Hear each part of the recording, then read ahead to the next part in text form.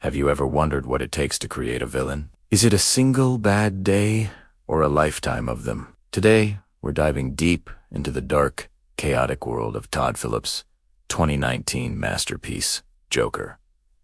This isn't just a comic book movie. It's a chilling psychological drama, a character study that peels back the layers of a man forgotten by society. So, grab your headphones, dim the lights, and let's explore the haunting transformation of Arthur Fleck into the agent of chaos himself. The film opens with a powerful image.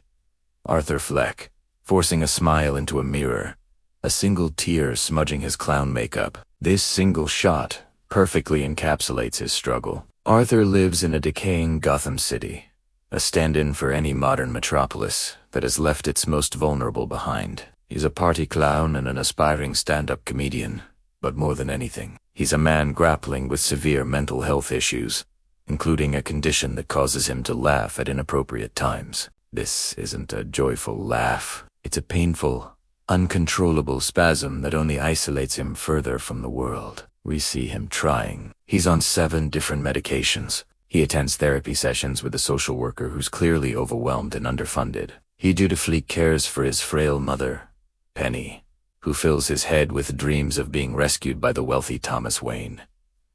Arthur wants to connect, to bring joy and laughter to the world. He carries a card explaining his condition, a desperate plea for understanding in a world that offers none. But society doesn't just ignore Arthur.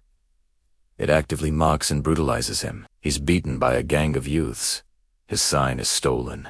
His boss reprimands him, and his colleagues betray him. Each incident is a small cut, another layer of his humanity stripped away. The city of Gotham itself is a character in this story. The garbage-strewn streets, the graffiti-covered walls, the flickering neon lights. It's a pressure cooker of social unrest and economic disparity. The rich, like Thomas Wayne, preach from their ivory towers, dismissing the struggling masses as clowns, while the poor are left to fight for scraps. This deep-seated inequality is the fertile ground in which a figure like the Joker can grow. Arthur is a product of this environment, a symptom of Gotham's sickness. He's the ghost haunting the city's alleyways, the silent passenger on the crowded subway, invisible to everyone around him.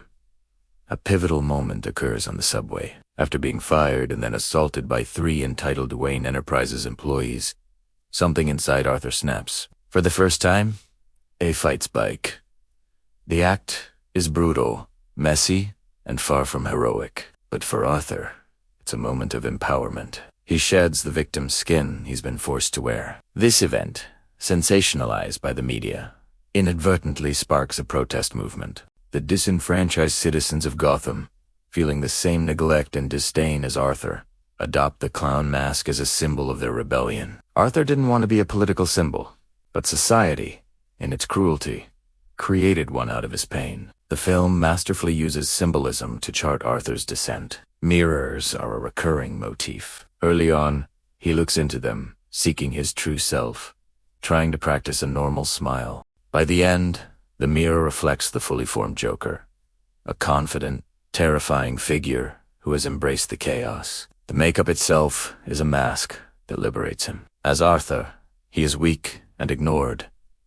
As Joker, he is seen, he is feared, he is powerful. His slow, deliberate dance in the grimy bathroom after the subway incident is not a celebration of violence, but a shedding of his old self.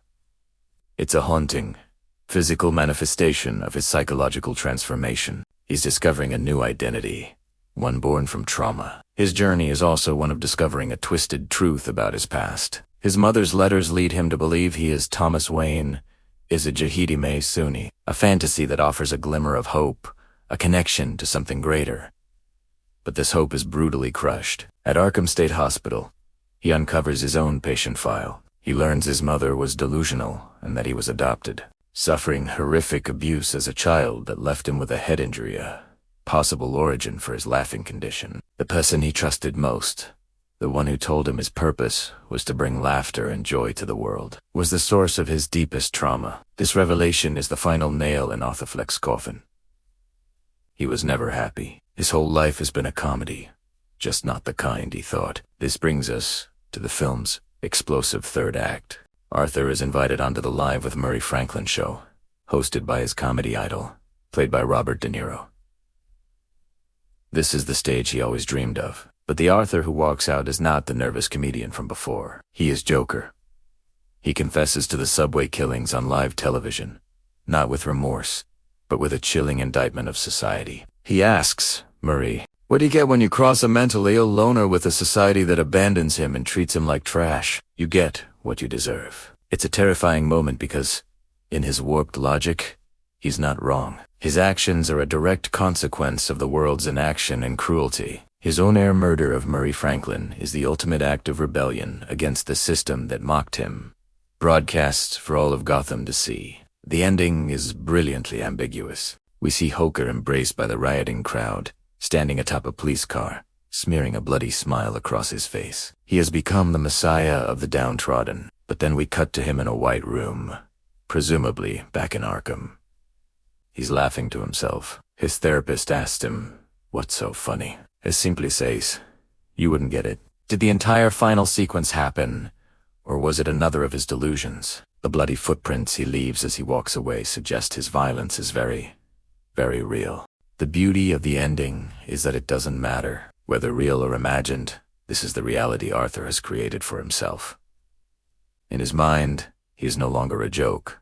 He is the punchline. Joker is not an endorsement of violence. It's a cautionary tale. It forces us to look at the Arthurs of our own world, the people we walk past every day. It's a stark reminder of the importance of empathy, compassion, and robust support systems for mental health. The film asks uncomfortable questions about our own complicity. How do we treat those on the fringes? Do we offer a hand, or do we turn away? Joaquin Phoenix's Oscar-winning performance is a tour de force. He lost over 50 pounds for the role, and you feel his physical and emotional agony in every frame. His portrayal is not of a supervillain, but of a deeply broken human being. Ultimately, Joker is a tragedy. It's the story of a man who wanted to be a comedian but became a symbol of anarchy. He tried to play by the rules of a game that was rigged against him from the start. So, he decided to change the game. It's a dark, challenging, and unforgettable piece of cinema that holds a mirror up to our society, and the reflection is not always pretty. It proves that sometimes the most terrifying monsters are the ones we create ourselves. Thank you so much for joining me on this deep dive into the psychology of Joker. What are your thoughts on the film? Do you see it as a cautionary tale or something else entirely? Let me know in the comments below. And if you enjoyed this analysis, don't forget to like, subscribe, and hit that notification bell for more content on the cinema that makes you think. Thanks for watching.